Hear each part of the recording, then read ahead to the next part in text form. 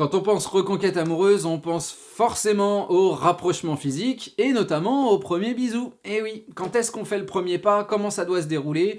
Un vrai questionnement, pas mal de risques. En tout cas, on essaye d'éclaircir un petit peu les choses à travers cette vidéo et ça commence juste après le générique.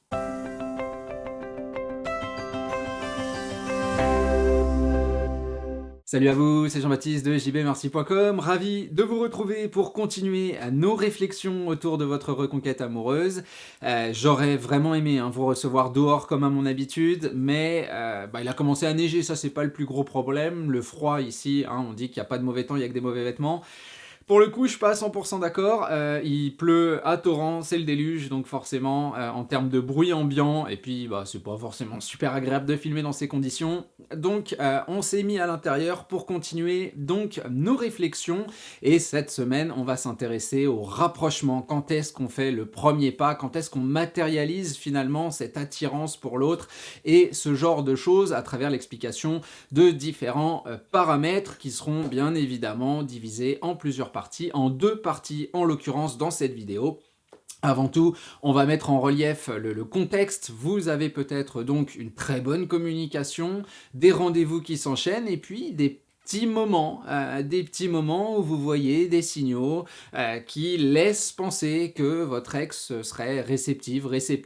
Peut-être que ce sont de longs regards, peut-être que c'est le fait de vous raccompagner près de chez vous, à la porte, en vous montrant que le temps passe un petit peu trop vite, peut-être que ce sont de grands sourires. En tout cas, vous sentez qu'il y a un petit truc dans l'air et vous vous demandez si c'est le bon moment pour aller embrasser la personne que vous avez face à vous, parce que vous savez que ce serait là aussi signer quelque chose d'intéressant pour vous en termes de symbole, une véritable avancée.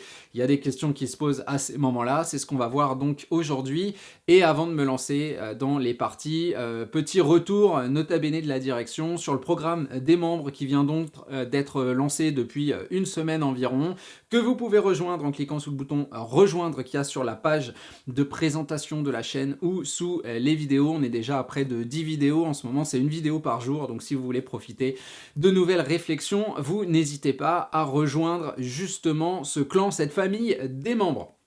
Mais on parle plus de ça, on continue à avancer donc, et la première partie va se focaliser sur la connexion spontanée à mettre en opposition avec la connexion aux conséquences. Ce que j'entends par là, parce que le titre est peut-être un petit peu lourd, c'est tout simplement que le situationnel reste dangereux d'un point de vue des conséquences. Votre ex sait qu'il ou elle a rompu et son envie de rapprochement est peut-être à sortir du contexte. Ce que j'entends par là, finalement, c'est la logique du fantasme. Vous avez peut-être vécu ce genre de choses, maintenant, avant, il y a très longtemps, que sais-je, mais il y a une personne près de vous, peut-être que c'est un ou une collègue, ou une amie, ou voilà, quelqu'un qui gravite dans votre cercle, et vous vous êtes demandé, à un moment, ce que ça ferait d'être avec cette personne. Vous vous êtes peut-être vu visualiser en train de l'embrasser, en train d'être en couple avec cette personne, etc., etc. Mais en même temps, vous savez très bien que franchir cette barrière aurait eu des conséquences potentiellement problématiques, soit parce que la personne est, je sais pas moi, déjà en couple, a des enfants, soit parce que vous étiez déjà en couple, soit parce que ça paraît extrêmement compliqué, j'en sais rien, grande différence d'âge, ou quel que soit le climat ou les obstacles, vous vous êtes dit que réaliser tout ça, finalement non, et c'est peut-être ce qui rendait le fantasme, la visualisation intéressante, excitante. On imagine le fait, je sais pas moi, de se mettre avec quelqu'un de très connu, on a ça comme image dans notre tête, oh mon Dieu, si j'étais avec lui, avec elle, et puis il y a le moment où il faut matérialiser tout ça, et où sans doute on serait en train de se liquéfier, si vous voulez.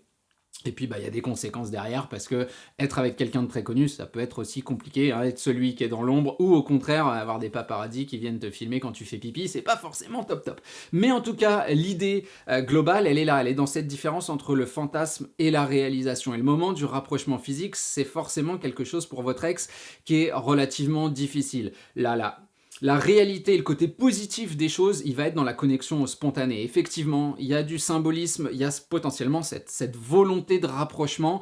Le souci, c'est que si on matérialise ça avec un bon gros bisou baveux, il y a ce risque que la personne se reconnecte immédiatement aux conséquences de tout ça, à ce que ça veut dire pour vous, est-ce que ça veut dire pour elle, est-ce que ça veut dire pour la rupture amoureuse, pour le pacte, pour les gens autour, etc. etc.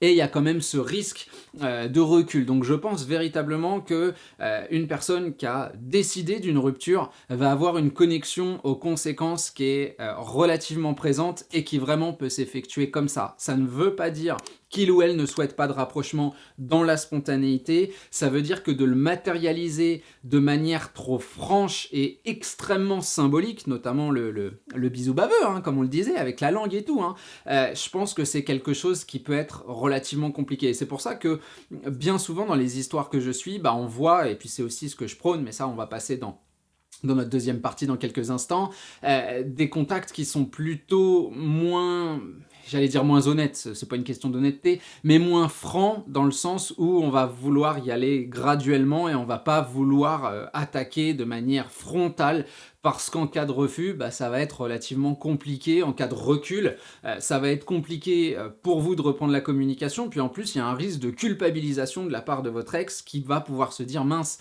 c'est vrai que j'ai laissé des signes, c'est vrai que j'en ai peut-être eu envie à cet instant-là, mais entre mon envie et la réalisation, patatras, il y a un éclair qui arrive et là, retour au réel, retour aux conséquences, retour à la peur et retour au rejet qui n'est pas forcément un dégoût, une absence de volonté, mais qui est plutôt une peur et donc cette connexion aux conséquences. Donc moi je vois ce moment, la question quand est-ce que je l'embrasse comme véritablement quelque chose d'optionnel qui viendra plus tard, qui viendra complètement naturellement, mais on sait que ça va être un moment très risqué et je suis plutôt fan du non-dit. Je pense que cette réalité-là, elle est véritablement bloquante pour votre ex. En tout cas, ça permet de passer à la deuxième idée qui est la limitation du risque.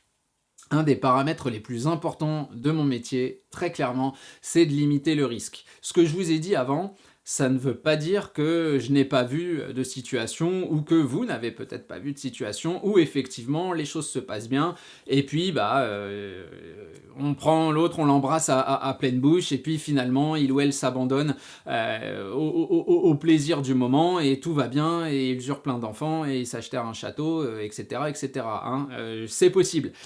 Mon métier, c'est quand même en grande partie d'analyser les risques de votre communication, d'analyser les risques des rendez-vous que vous mettez en relief, d'analyser les risques de vos ressentis, de vos réflexions et des sources d'influence qui sont présentes tout autour de vous, parce qu'on sait que psychologiquement, la rupture amoureuse est quelque chose de très très dur, très violent, et qu'en plus tout autour de nous circule énormément de clichés, hein, notamment le c'est à lui, c'est à elle de revenir vers moi puisqu'il va ressentir du manque, puisque je fais un silence radio, hein, ce genre de choses qui finalement n'ont pas grand sens dans une reconquête amoureuse.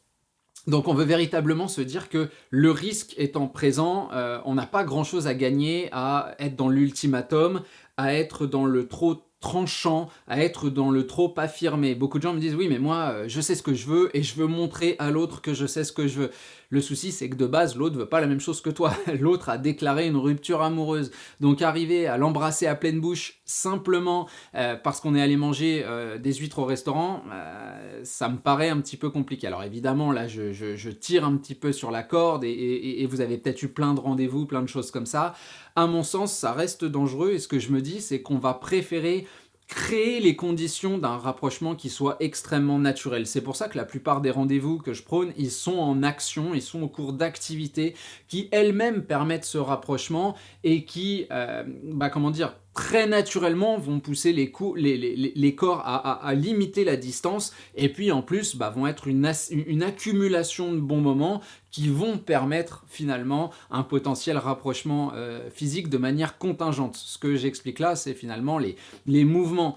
On arrive à se voir très souvent, ça se passe très très bien, tout à coup on se dit qu'une bonne idée ce serait de partir en week-end à tel ou tel endroit. On sait que le fait de bouger géographiquement avec quelqu'un, ça a l'avantage de laisser nos problématiques à l'endroit où on habite, hein, nos soucis de boulot, le fait que le frigo soit vide ou que sais-je, de se focaliser uniquement sur ce qu'on est en train de faire, et puis on est dans la découverte, on a souvent ce sentiment d'entité, d'unité avec la personne avec qui on est. Hein. Vous êtes sans doute déjà parti en vacances à l'étranger avec quelqu'un, bah, les liens avec cette personne se sont forcément resserrés, au moins pendant le voyage, et puis sans doute après, parce que vous avez des souvenirs communs extrêmement intéressants, et c'est de là que naît aussi la contingence, cette idée qu'il va falloir régler certains problèmes, il va falloir par exemple, quand on bouge beaucoup, bah, trouver un hôtel, et mince, il reste plus qu'une chambre, et mince, il n'y a qu'un lit dedans, et oups, sous la couette, effectivement, potentiellement, il va se passer des choses, mais pas sans toutes les actions qui ont été menées avant. Donc évidemment, on va pas y aller juste pour la chambre d'hôtel, il va falloir que tout le week-end se passe bien, qu'il y ait ces rapprochements, qu'il y ait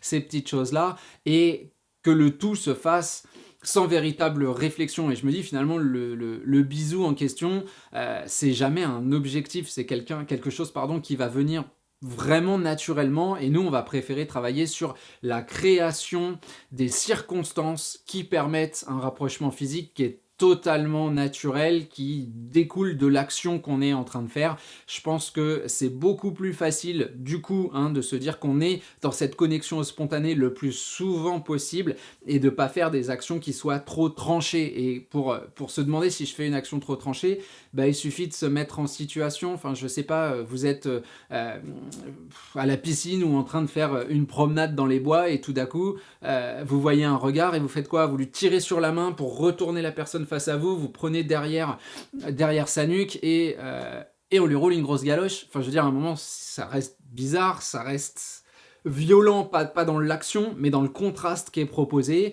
Et si je suis un fan de contraste, celui-là, justement, je le trouve pas tellement bienvenu, parce qu'on est vraiment dans un espèce de déclaratif, dans un espèce... Franchement, je préfère se toucher la main furtivement, se retrouver dans un parc d'attractions, dans un train fantôme, et avoir peur, et tout à coup se rapprocher, et que ces choses-là se fassent graduellement, jusqu'à se casser naturellement les postures, et les barrières tombent. C'est plutôt comme ça que je le vois, très clairement. Personnellement, ma reconquête, c'est un petit peu fait comme ça. Le premier soir où il y a eu le premier contact physique que j'ai eu, c'est des pieds contre un pied, quoi. On m'a invité à venir voir un film, j'étais sur le lit, et à ma place habituelle, entre guillemets, dans laquelle un autre mec avait dormi. Enfin voilà, c'était à la fois super cool d'être là, de pouvoir faire pipi sur mon arbre, marquer mon territoire, et puis je parle pas de ma femme, je parle du lit, et puis en même temps, bah, de se dire qu'il y avait un autre type qui avait dormi là pendant des semaines, des mois, c'était pas... voilà. Et puis bah, le truc s'est fait assez naturellement, quoi, pendant le film. Évidemment, tu tends un peu ton gros orteil là vers l'autre, et puis tu vois qu'elle aussi, et assez naturellement les choses se sont faites. Mais l'idée, c'est véritablement ça, c'est que de se dire, passer d'une situation où le contact physique est extrêmement rare, voire inexistant, au je vais tenter de l'embrasser pour lui dire au revoir la prochaine fois que je le ou je la vois, je suis pas ultra fan. En tout cas je trouve ça risqué, et comme je vous le disais, le risque c'est mon ennemi dans mon métier. Voilà, en tout cas j'espère que cette vidéo vous parle. Comme d'habitude, vous n'hésitez pas, le like, l'abonnement, la capacité, la possibilité maintenant de voir de nouvelles vidéos, de rejoindre les membres, et puis quoi vous dire de plus? Pas grand chose, hein, voilà. Donc je vais tout simplement vous abandonner là, et vous dire à la semaine prochaine pour un prochain contenu. Salut à vous!